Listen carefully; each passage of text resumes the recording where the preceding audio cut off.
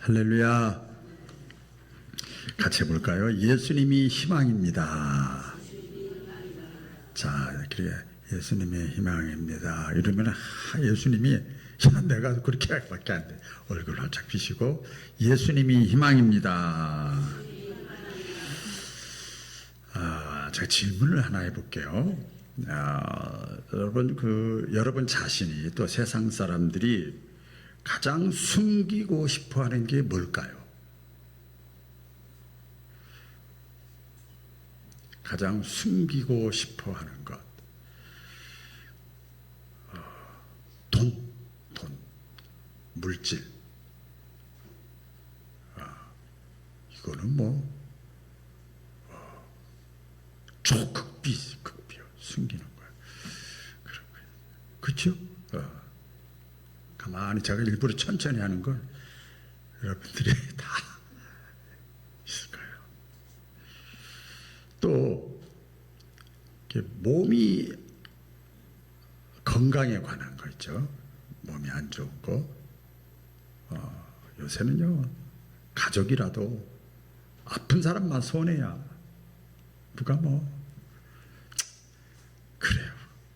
그냥 굳이 말을 해봐야 별로 득도 안 되고, 그것을 안 아픈 척, 건강한 척, 이렇게. 그것도 감추고 싶지요.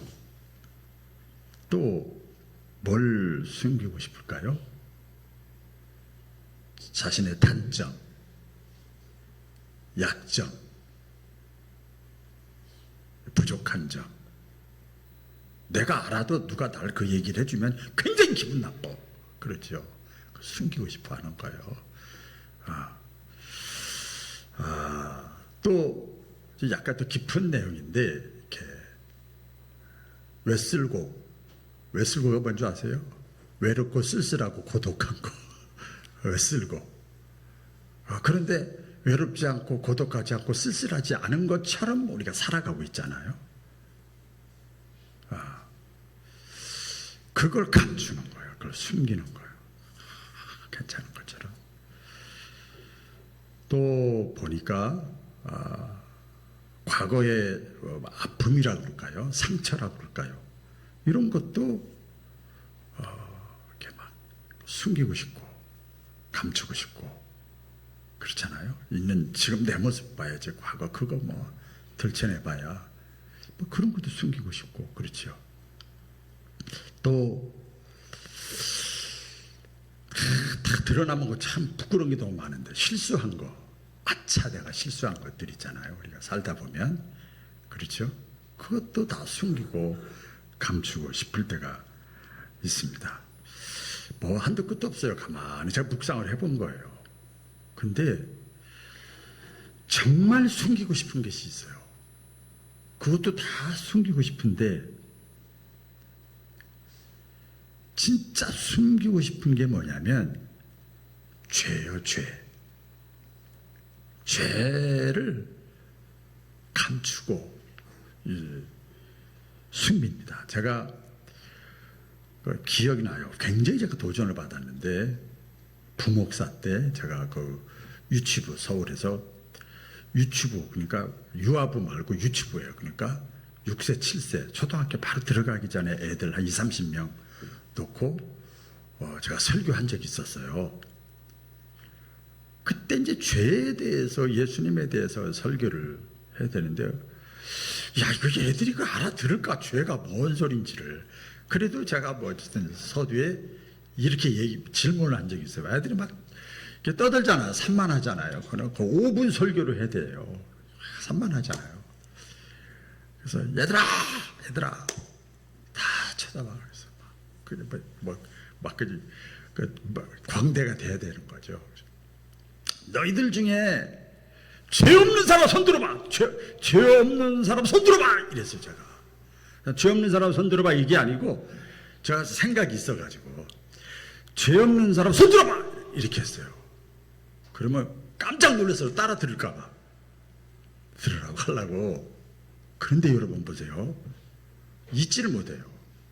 그렇게 찰짝찰짝찰짝찰짝 떠들고 그랬던 애들이 제가 얘들아 근데 애들이 안 듣는 것 같아요. 다 들어요. 죄 없는 사람은 손 들어봐. 그랬더니 그렇게 따들따들했더니 손 들어. 괜찮아 손을 안 들어요. 제 제일 큰 손주가 7살이거든요. 야, 다 컸더라고요. 6, 7살 애들 놓고 하는데 갑자기 친구 그러더래. 애들이 그 떠들더래. 조용해. 그러니까 안 조용하던 애들이 죄 없는 사람 손 들어봐. 그랬더니 조용한 거예요. 그때 제가 충격을 먹었어요. 야, 아는구나. 여러분, 그 성경에 보면 아담과 하와가 있잖아요. 아담과 하와가 하나님과 늘 얼굴을 대면하고 얼굴을 보면서 알콩달콩 재밌게 살았어. 그러다가 하나님의 말씀에 불순종해가지고 죄를 지은 거죠. 그렇죠. 그래가지고 나무와 나무 사이에 숨어 있었어요. 어디에 숨었다고요? 나무와 나무 사이에 숨었어. 그러니까 하나님께서 부르십니다. 아담아, 내가 어디 있느냐? 나무와 나무 사이에 숨어 있는 아담을 부르셨어요. 그렇게 하나님과 얼굴 쳐다보면서 딱 당당했던 아담 하와가 하나님의 낯을 피하여 나무와 나무 사이에 내가 숨었나이다 그랬어요. 여러분, 그 내용이 나오잖아요. 이 인류 시초의 얘기예요. 인류 시초. 그러니까 보세요. 모든 인간은 이런 아담의 원죄성을 가지고 있어요. 이 신학적으로 굉장히 중요한 내용인데, 그래서 6살, 7살 애들도 손을 못 드는 거예요. 알아. 사실은 그래서 예수님이 이 땅에 오셔서 제일 먼저 하셨던 하나님의 메시지가 뭔지 아세요? 회개하라. 뭘 회개하라는 거예요? 죄를 회개하라. 그래야 다시 하나님과 알콩달콩 에덴 동산 회복 천국이 너희에게 임한다 그랬어요. 굉장히 깊은 내용이에요. 옛날에 이런 얘기가 있습니다. 어느 교회에서 목사님이, 여러분 이번 주일에는 다음 주일에는 교회 오실 때 그냥 오지 마시고 그 A4 용지 하나에다가, 이렇게 A4 용지죠. 이게 A4 용지 이게 하나에다가 여러분들이 생각나는 죄를 다 적어 갖고 오십시오 그랬어요. 그랬더니 어떤 분이, 목사님 A4 용지 하나 가지고는 부족합니다 그렇게 얘기하더래요. 또 어떤 사람은 못 적겠습니다. 체면이 있지요. 이걸 다 알면 어떡하려고, 다른 사람들이 알면. 그렇다는 얘기가 있어요. 그러니까 우리는요, 다 죄를 가지고 있어. 다 죄를 가지고 있어요. 내가 아무리 숨기려고 해도, 감추려고 해도 하나님은 저와 여러분의 죄를 다 아십니다. 오늘 본문 말씀, 제가 사실 새벽기도 지지난주부터 계속 시편 하는데 90편 하면서 너무 은혜를 받은 거예요. 그래서 이 말씀을 주일 낮에 좀 잘 이렇게 다듬어서 전해야 되겠다. 그래서 오늘 사실 전하는 거거든요. 시편 90편, 시편 150편 가운데 90편은 모세의 기도입니다. 유일하게 모세가 기도한 내용이에요. 영적으로 기도한 내용인데, 이런 기도를 하죠. 이런 기도. 자, 다 같이 읽어볼까요? 시작. 주께서 우리의 죄악을 주의 앞에 놓으시며 우리의 은밀한 죄를 주의 얼굴빛 가운데 두셨사오니. 모세가 깨달은 거예요. 뭘 깨달았어요? 우리의 죄악을 주님 앞에 다 내어놓고, 그리고 우리의 은밀한 죄를 하나님의 얼굴빛 가운데 다 두셨사오니. 모세가 그걸 깨달은 거예요. 아무도 모를 것 같은 죄,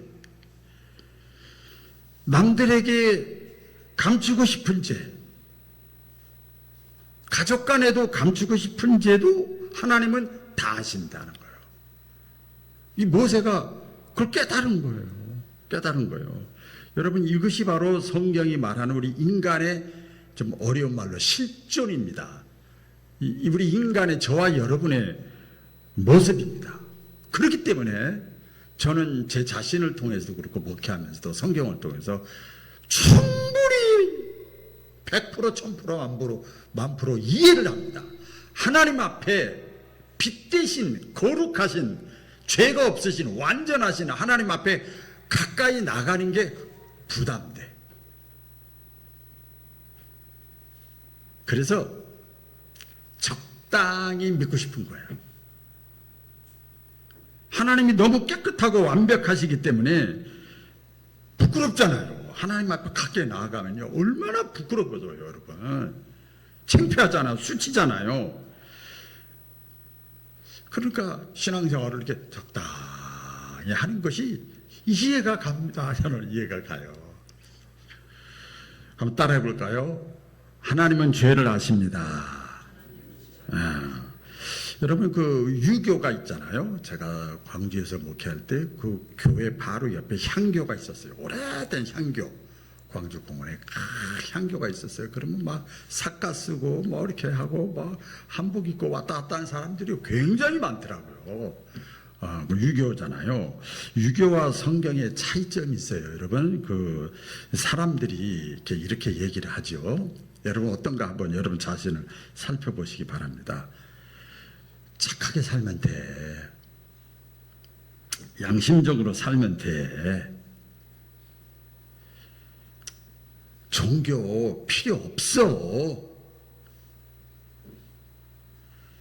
그래서 하나님 앞에 나아가야 되는데 그 도덕이라는 나무, 윤리라는 나무 사이에 숨어 있는 거예요, 사람들이요.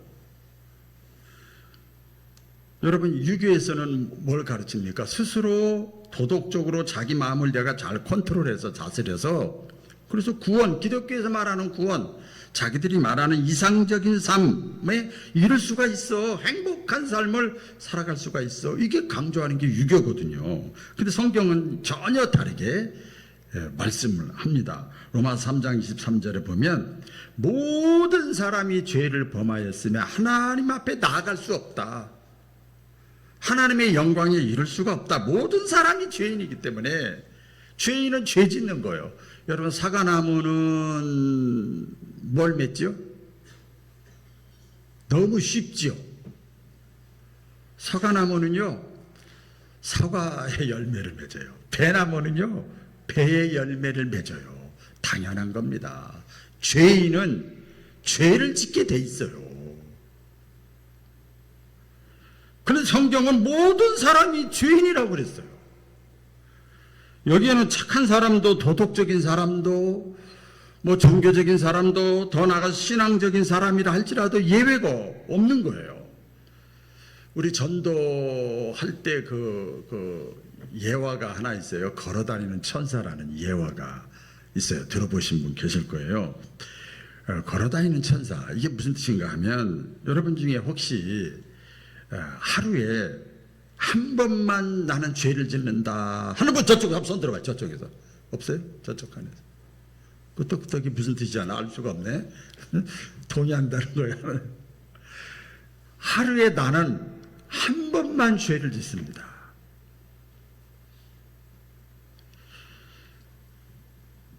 좋아요. 끄떡끄떡 했으니까 그 사람이라 누구라고 밝히지 않겠어요. 하루에 한 번만 죄를 짓는 사람이야. 대단하죠? 그런데 한번 계산을 해봅시다. 우리 계산해 봅시다. 하루에 한 번이면 1년이면 몇 번이죠?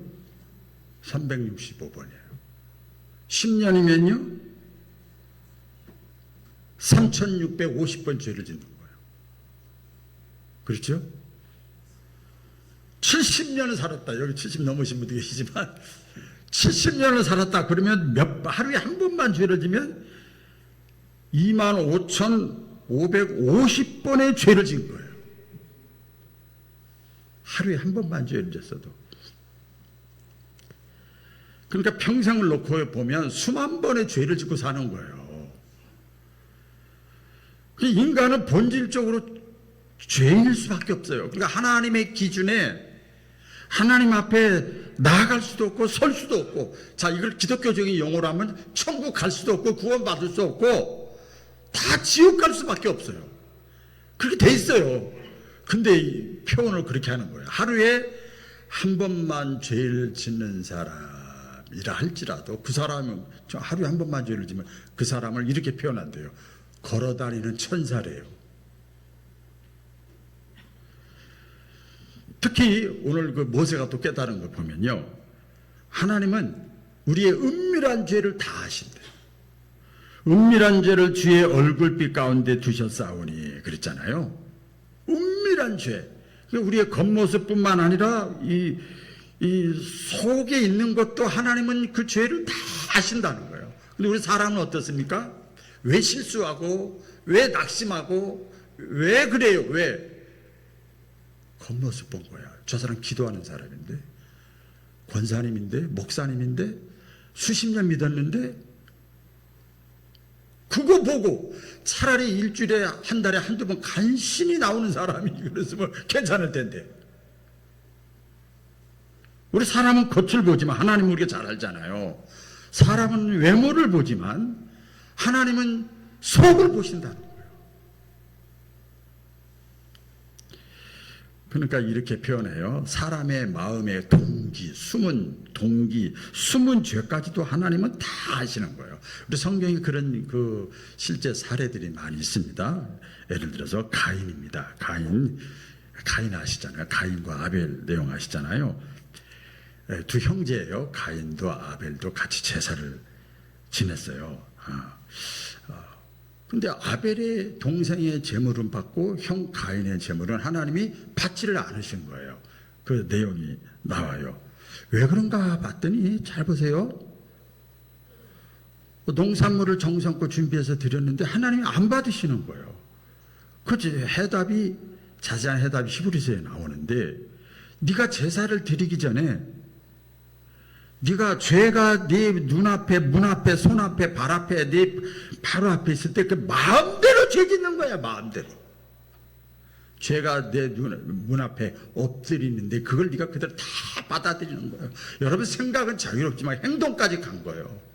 가인이 막 그렇게 죄를 짓다가 제사 드릴 때 내가 됐다 그래가지고 안 지은 척 해드려요 하고 농산물을 하나님 앞에 이렇게 드린 거예요.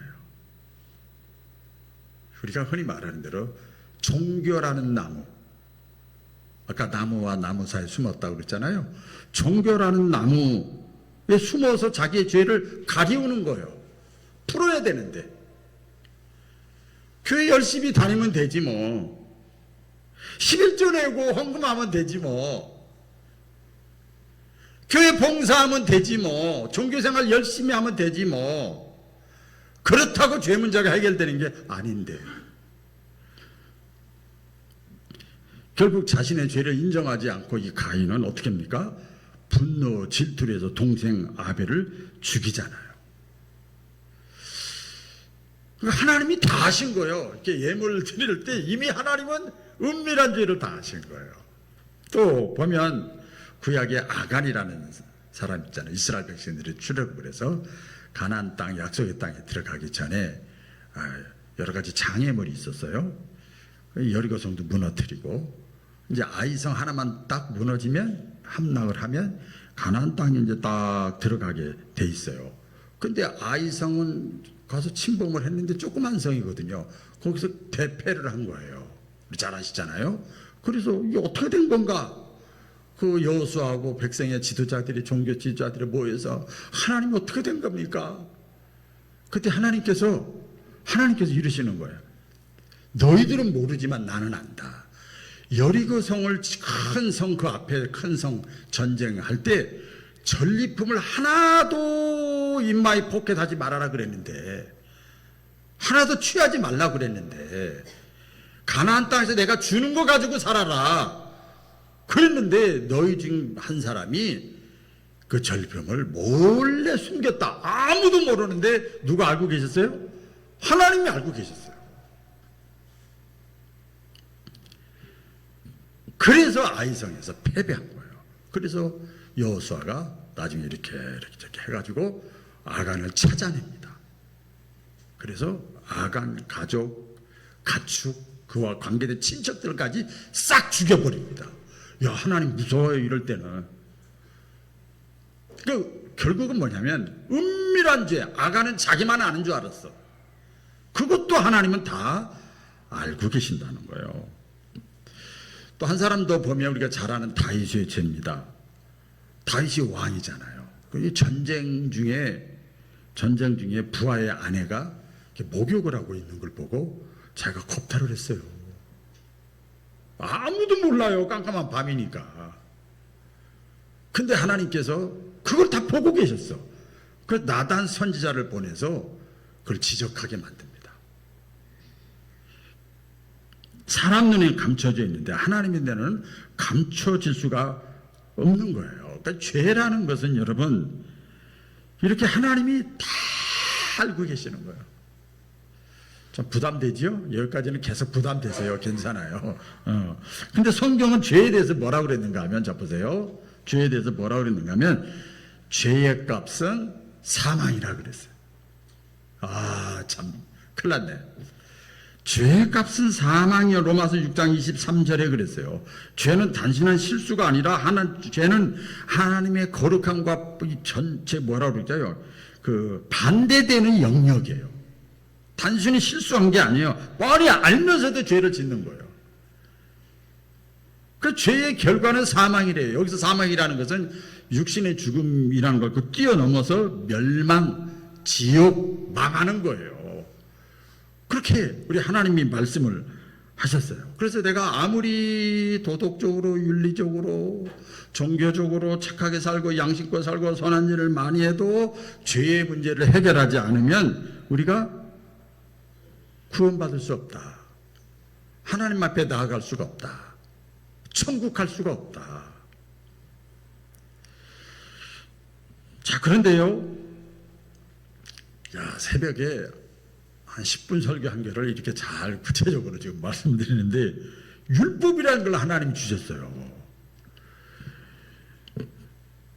하나님께서 이스라엘 백성들 또 저와 여러분들을 이렇게 다 천국 가게 하려고 율법을 주셨습니다. 율법의 내용이 뭡니까? 십계명이잖아요. 예를 들어서 십계명이 이겁니다. 안식일을 거룩하게 지키라. 안식일이 오늘날에 예수님 부활하신 다음에 주일입니다. 주일을 거룩하게 지켜라. 하나님의 이름을 욕되게 하지 말아라. 망령 때 함부로 갖다 사용하지 말아라. 여러 가지가 있잖아요. 또 인간에 대한 계명 보면 살인하지 말라, 간음하지 말라, 도둑질하지 말라, 거짓말로 가감해서 살 붙이지 말아라, 탐내지 말라. 이게 율법의 내용이에요. 근데 여러분 이것을 다 지킨 사람이 이 세상에 한 사람도 없어. 그래서 율법의 역할은 뭐냐면 우리를 구원시켜 주는 것이 아니라 죄가 무엇인가를 깨닫게 해주는 게 율법의 역할이에요. 그래서 사도 바울이 이렇게 표현합니다. 몽학선생이다. 이 몽학선생이 무슨 뜻인가 하면 우리 초등학교 가면 옛날 국민학교 가면 1학년, 2학년 때 제일 먼저 가르치는 게 있어요. 집에서 옹야 잘했던 애들한테 가르치는 게 뭐가 있죠? 과목이? 네, 바른 생활이라는 것이 있어요. 윗사람 보고 인사하고 존댓말하고 어른들이 먼저 수저들면 그 다음에 하고 여러 가지가 있잖아요. 이 율법은 죄가 무엇인지를 깨닫게 해주는 역할이에요. 하나님께서 그 율법을 줬는데 이스라엘 백성들이 지킬 수가 없는 거예요. 율법을 지킬 수가 없어요. 오히려 죄가 더 드러나는 거예요. 교회 가면 부담돼. 하라 하지 말라. 이거 부담돼. 그래서 여러분 하나님께서 하신 일이 있어요. 자, 이제부터 이제 얼굴 확 피세요. 하나님께서 죄 문제를 스스로 해결하지 못하기 때문에 불쌍히 여기셔서, 따라해 보겠습니다. 불쌍히 여기셔서 하나님이 가장 당신의 사랑하는 아들 예수 그리스도를 이 땅에 보내주신 것을 믿으시기를 바랍니다. 보내주셨어요. 자, 예수의 이름의 뜻이 뭐죠? 마태복음 1장 21절에 예수의 이름의 뜻이 뭐예요? 자기 백성을 저희 죄에서 구원할 자, 죄에서 구원할 자. 또 예수님이 여러 번 말씀하셨어요. 내가 의인을 부르러 온 것이 아니라 죄인을 불러 회개시키고 구원하려고 왔다. 예수님은 죄인을 의인되게 하시는 분. 그래서 예수님을 구세주라고 그래요. 구세주. 따라해 보겠습니다. 구세주, 구원자, 메시아. 그러는 거야. 예수님이라고 하기 전에 구원자, 메시아, 또 구세주라고 표현을 합니다. 그래서 예수님 때문에 우리가 구원받는 길을 걸어갈 수 있음을 믿으시기를 바랍니다. 자, 그런데 보세요. 우리가 어떤가? 자, 예수님께서 저와 여러분을 위해서, 죄를 위해서 십자가에 죽으셨는데 우리가 신앙생활을 어떻게 하는가? 예수님 당시에 보면요, 예수님께 은혜를 받은 사람들이 많아요. 우리 마태마가 누가 요한복음에 보면 많이 나와요. 병 고친 사람들이 많아. 그렇죠? 돈으로도 안 되고, 의사를 찾아다녀도 안 되고, 가족들한테도 외면당하고, 인생을 평생 비참하게 살던 사람이 예수님을 만나서 병을 다 고침받았어요. 감사해요? 안 감사해요? 감사하잖아요. 육신의 질병뿐만 아니라 귀신 들려가지고 또 문제를 일으키고 막 그런 사람들도 예수님을 만나서 귀신이 다 떠나갔어요. 여러 가지 먹고 마시는 문제 때문에 힘들 때 예수님을 만나서 오병의 기적을 보고 모든 것을 다 은혜를 받았어. 그래서 막 희망을 얻었어. 그래서 예수님께서 예루살렘 성에 올라가실 때 이 사람들이 전부 야, 예수님 참 고마운 분이다, 감사한 분이다, 우리가 은혜를 입었어. 그 예수님이 예루살렘 성에 올라가실 때 많은 사람들이 예수님을 바라보면서 뭐라고 그랬지요? 호산나, 다윗의 자손 예수요. 예수님 최고입니다. 너무 감사해. 예수님, 당신은 왕이 돼도 괜찮아. 충분히 내가 또 표 찍어줄게. 이거랑 똑같아. 그런데요, 절 따라해 보세요. 하루도 안 지나서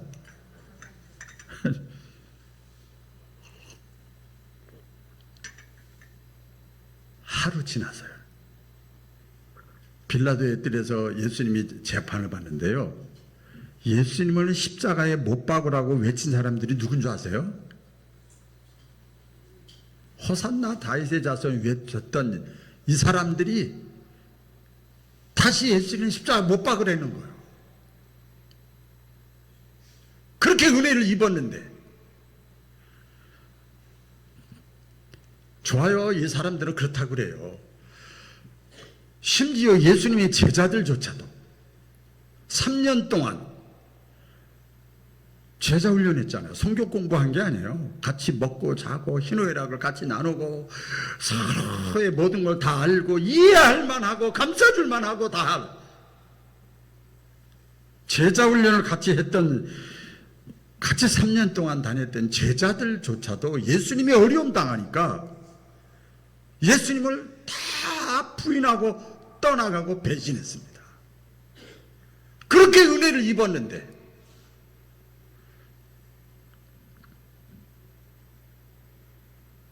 저와 여러분도 다르지 않다는 거예요. 지금까지 살면서 저와 여러분들이 얼마나 많은 은혜를 받았습니까? 오늘 지휘자 찬양, 주께 받은 은혜 너무 많아서 내 삶을 주님께 드린다고 그 찬양을 했는데, 구원받은 거 감사하지요. 건강 주신 거 감사하지요. 직장 주신 거 감사하지요. 사업 지켜주신 거 감사하지요. 가정 평화 주신 거 감사하지요. 죽을 고비에서 또 안전하게 주신 거 감사하지요. 지혜 주신 것, 기도 응답하신 것, 제가 경험한 거예요. 믿음 주신 것, 야, 예수님 믿어져 하나님의 아들로 감사하지요. 나에게 재능과 달란트를 주신 것 감사하지요. 생명 주신 것, 나 용서해 주신 것, 날 도와주신 것 등등등 너무나 많아. 할렐루야. 하나님께 받은 은혜가 너무나 많은데 조금만 상황이 힘들어지고 좀 어렵고 그러면 금방 불평하고 예수님을 모른다고 하고 침묵하고 밖에서 살면서는 그리스도인인 것조차도 싹 가리고 사는 사람.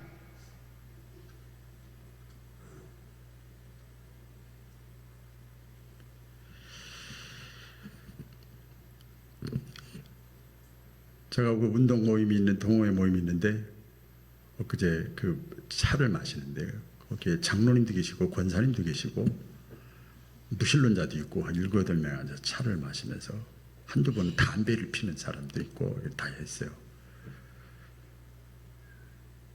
나 다 이해한다. 충분히 100% 1000% 만%로 이해한다. 정죄하지 않는다. 그러니까 내가 이 자리 지금 당신들과 대화하고 있지 않느냐. 절대 숨기면 안 되는 거예요. 내가 그리스도인 걸 왜 숨기냐 이 말이에요. 내가 하나님께 주님께 받은 은혜가 얼마나 큰데 왜 예수님을 부끄러워하냐 이 말이에요.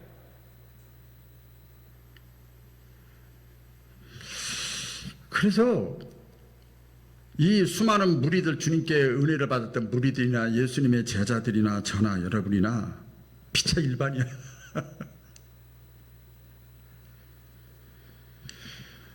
성경에 보면 그럼에도 불구하고 우리 하나님은 용서하시고 회복시켜 주시는 좋으신 하나님인 것을 믿으시기를 바랍니다. 우리 잘 알잖아요. 베드로 3번 부인했어요. 뭐 다른 사람 다 거두절미하고 그런데도 다시 찾아오셔서 괜찮아. 네 마음은 그렇지 않았잖아. 다시 회복시켜 주셔요. 찾아오셔서. 사도 바울도 여러분 핍박자였잖아요.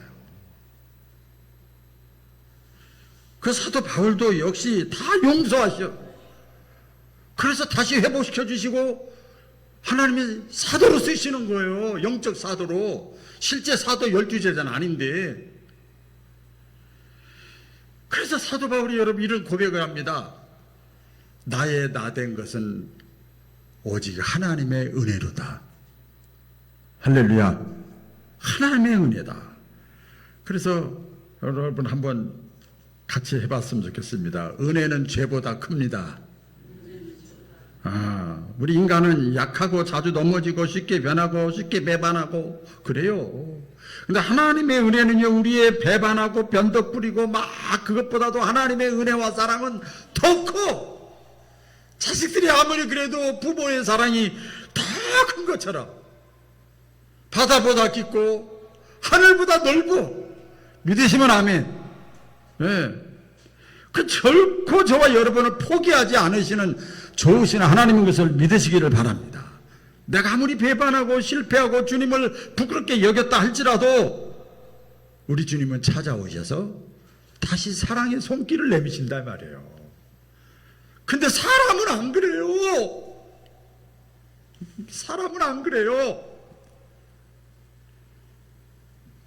예수 그리스도 안에서는 모든 것이 주홍같이 붉은 죄를 졌다 할지라도 예수님 앞에 돌아오면 예수님을 다시 바라보고 붙잡으면 눈과 같이 휘어지게 해준다는 거예요. 이 말씀을 맺을게요. 예수님이 복음인 이유가 있어요. 예수님이 기쁜 소식이고 소망인 이유가 있어요. 왜냐? 죄와 죽음의 문제를 해결해 주셨기 때문에. 할렐루야. 한 번 죽는 것은 사람에게 정하신 것이요, 그 후에는 심판이 있어요. 근데 그 심판을 예수님께서 미리 십자가상에서 죄값을 치르신 거예요. 미리 치러주신 거예요. 미리. 그래서 누구든지 그를 믿는 자마다 이제는 정죄하지 아니하고 하나님의 자녀가 되는 은혜를 주신 거예요. 더 나아가서 죄의 용서뿐만 아니라 예수님이 부활하심으로 영원한 생명과 천국을 우리에게 말씀하시고 보여주시고 약속하시고 기다리시는 좋으신 하나님인 것을 믿으시기를 바랍니다. 그래서 성경 여러분 요한계시록이 마지막 결론이거든요. 거기에 보면 그렇기 때문에 어떤 환경과 상황이 있다 할지라도 끝까지 하나님의 아들 예수님을 믿는 믿음을 지키는 자가 복이 있다.